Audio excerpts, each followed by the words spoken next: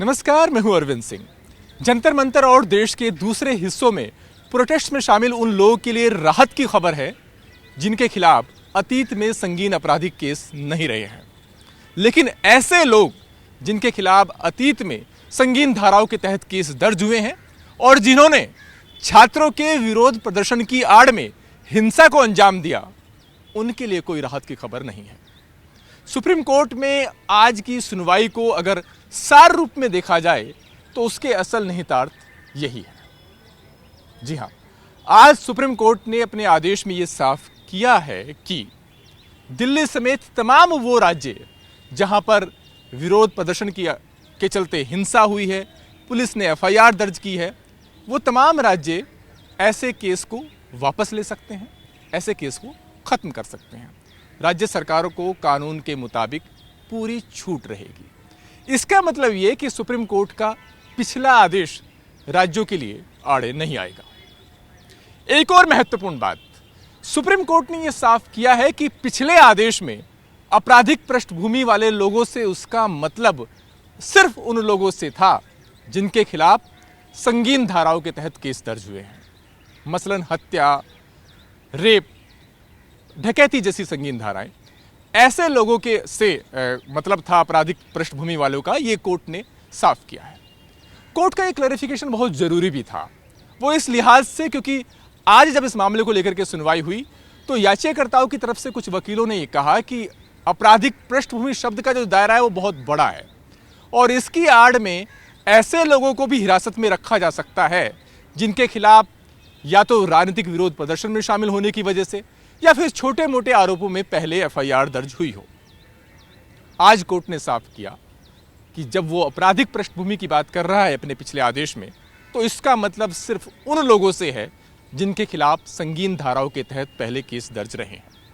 इसका मतलब यह कि जो उनके खिलाफ छोटे मोटे आरोपों में, मसलन ड्राइविंग ऑफेंस जैसे मामलों में कभी एफआईआर दर्ज हुई हो, वो लोग इस दायरे में नहीं आएंगे। उन लोगों को भी पिछले आदेश के मुताबिक कानूनी राहत मिल पाएगी, उनके खिलाफ पुलिस कोई दंडात्मक कार्रवाई नहीं करेगी।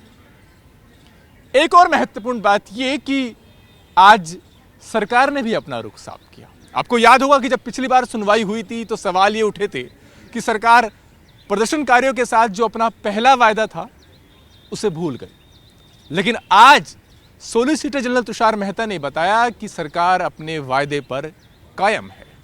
उनका यह कहना था कि कुछ संवाद की कमी रह गई, अन्यथा सरकार उन तमाम छात्रों के खिलाफ केस को वापस लेने के अपने वायदे पर कायम है जिनके खिलाफ अतीत में कोई आपराधिक केस नहीं रहे हैं। तुषार मेहता ने यह भी कहा कि अब सवाल सिर्फ यह है कि इसके लिए कानूनी प्रक्रिया क्या हो। उन्होंने कहा कि मसलन अभी एफआईआर वापस लेने का कोई कानूनी प्रावधान होता नहीं है।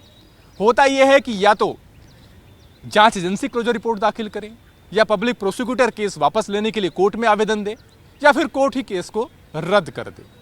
तो ऐसे में क्या कानूनी रास्ता निकाला जाए ऐसे छात्रों की समस्या के समाधान का जिनके खिलाफ एफआईआर दर्ज हुई हैं, उसको लेकर के सरकार अभी तैयारी कर रही है।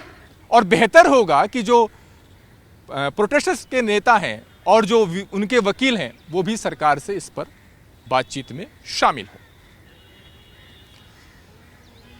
इसी दौरान जो याचिकाकर्ता की वकील हैं उनका यह कहना था कि अगर हर एक केस में केस को वापस लेने के लिए आवेदन दिए जाने लगे कोर्ट में तो फिर एक बहुत लंबी और मुश्किल प्रक्रिया होगी। इस पर तुषार मेहता ने यह कहा कि सरकार विचार कर रही है, सरकार कोर्ट को एफआईआर की सारी लिस्ट देने के लिए तैयार है। कोर्ट का भी यह मानना था कि एक बार एफआईआर की लिस्ट सरकार दे दे और उसके बाद कोर्ट विचार कर सकता है कि आगे क्या प्रक्रिया रहे। जस्टिस बागची ने तो यह भी कहा कि ऐसी स्थिति में कोर्ट एक ऐसी प्रक्रिया को तैयार कर सकता है ताकि व्यवस्थित तरीके से सभी एफआईआर को एक साथ रद्द कर दिया जाए। कोर्ट ने आज एक बार फिर संकेत दिए कि वो इस मामले में आगे जांच के लिए एक एसआईटी के गठन पर विचार कर सकता है।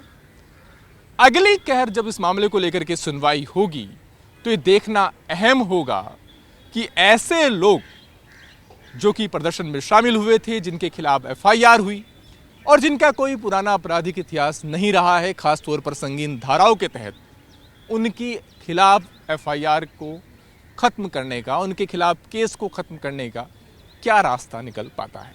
लेकिन ध्यान रहे, उन लोगों के लिए अभी कोई राहत की खबर नहीं है जिनके खिलाफ पहले संगीन धाराओं के तहत केस दर्ज रहे हैं।